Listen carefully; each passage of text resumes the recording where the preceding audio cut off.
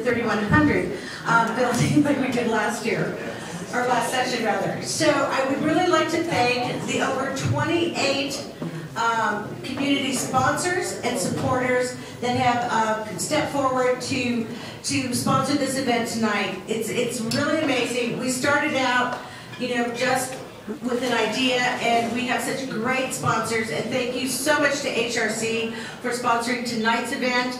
We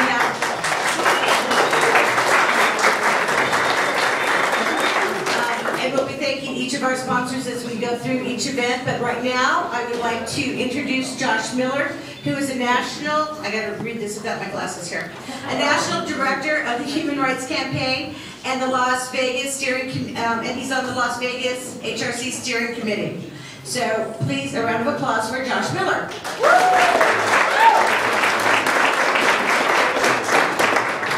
Thank you, Candace. I want to echo what Candace said. This is a tremendous turnout, and the fact that this is our second Equality Days, and we've been able to pull together such an amazing group of organizations within the state to support LGBT equality with legislation in our state capital is truly amazing. Thank you all for being here. We would like to take a moment and recognize some of the special guests that are here this evening. As we mentioned, many of the legislators couldn't be here because they're in session right now, but that's what happens this time of year. Please welcome me in joining, and I'll list them and then save your applause. First, we have Nevada State Supreme Court Justice Michael Cherry.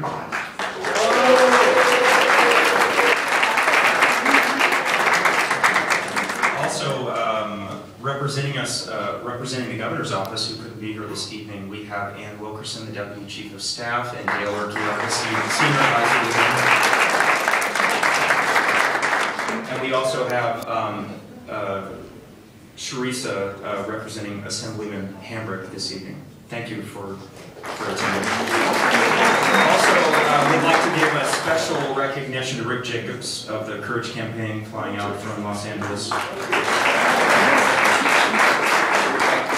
We have some very important work at this legislative session, and it's very encouraging that we have 11 bills that we're going to be working on, and we are looking forward to working with the legislature and the governor's office to pass pro-equality legislation, and looking forward to the future in changing the face of Nevada. And we're making progress, and we're going to continue to make progress for all Nevadans, including our brothers and sisters in the transgender community.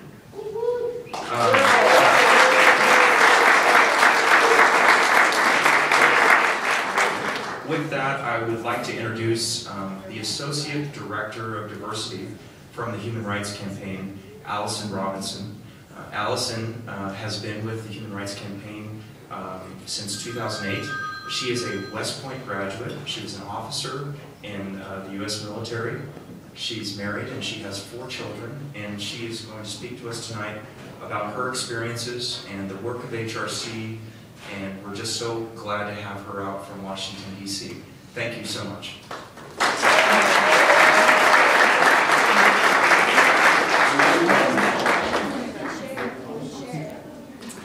Thanks so much. Gosh, what an honor it is for me to be back. I was here 2 years ago for our first Equality Days, and it's great. I mean, there's like twice as many people in this room as there were this time 2 years ago, so that's really awesome. I'm so glad to be a part of this.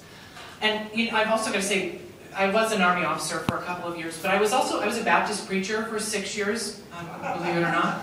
I know, it sounds like a comedy show, doesn't it? But I'm very accustomed to sort of speaking to people sitting in the back of the room. Nobody ever sits in the front, so this is wonderful. I can totally do this. Well, thank you again. I do want to share a little story with you that goes back, probably farther than I like to admit sometimes, but this is 1990. In 1990, I received a phone call from a U.S. Senator. I grew up in Pennsylvania. This was from Senator John Hines in 1990 from Pennsylvania. He called me on the phone personally to give me what was up to that point the best news that I had ever received in my life. He called to tell me that I was to report to the United States Military Academy at West Point that summer for what the Army refers to as cadet basic training, but what cadets for generations have been calling Beast Barracks. It's 6 weeks of hardcore military indoctrination, aimed not just at turning a bunch of young people into soldiers, but at teaching a bunch of overachieving teenage prima donnas, and unbeknownst to them, at least one prima ballerina, how to live and work and fight together as a team. 20% of new cadets never make it through Beast Barracks. I wasn't afraid though, I was thrilled. Going to West Point had been a lifelong dream of mine. My dad was a soldier, you see, and for as long as I could remember, I had dreamt of following in his footsteps. I had to apply to West Point 3 times before I got accepted, and each rejection made me dig a little bit deeper. I trained longer, studied harder, prepared better. And so by the time I got that phone call, I just knew I could handle anything that West Point could possibly throw at me. So, no one was more surprised than me when 3 weeks after starting Beast Barracks, I used my 10-minute weekly allotment of phone time to call my dad and say, "Dad, I'm quitting." Now, what drove me to that point isn't really important. What's important is what happened next. There was this long pause, and then my dad, his raspy sergeant's voice uncharacteristically quiet with earnestness, said this. He said, "Well, you can quit if you want, but if you do, don't come home." Now, before you judge my dad too harshly, you've got to notice that before I left for Beast, I told my dad to say that. I mean, I really thought that you're like, "Oh my God, that's terrible." No, I did. I mean, I really thought that I had what it took to succeed at West Point. But on the off chance I needed a good swift kick in the pants to get me through, I wanted to make sure somebody had permission to give it to me. Well, I had to wipe tears from my eyes before I came out of the phone booth that day, lest any of the upperclassmen notice that I've been crying. And I had to think long and hard about what had brought me there, and what I wanted from my life, and what it all meant to me. But in the end, I didn't quit. With the support of my family, and my classmates, and a cute cadet from Charlie Company named Danielle, who went on to become my partner for life, I made it. But really, we made it. 4 years later, when my dad, Command Sergeant Major Donald Robinson, gave me my first salute as an officer, I returned it not just because it was regulation and not just because it was tradition, but because the victory was his as much as it was mine. I mean, with his help and with the help of countless others, I had accomplished something that we had all questioned was even possible back in Beast. Well, for our LGBT community and our allies here in Nevada and across America, these last couple of years have sometimes felt a little bit like Beast Barracks, haven't they?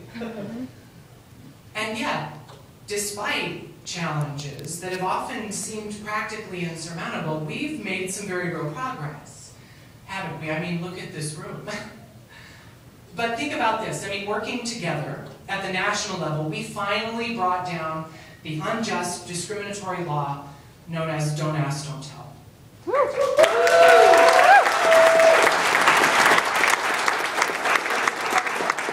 took a constant, sustained, and intense effort all across the country to get it done. But we did it. We did it because we understood that the key to victory was simply being real, being out, telling our stories to everyone who would listen, and letting the truth of our lives counter the lies of our opponents and the biases and the misperceptions of those who simply don't know any better.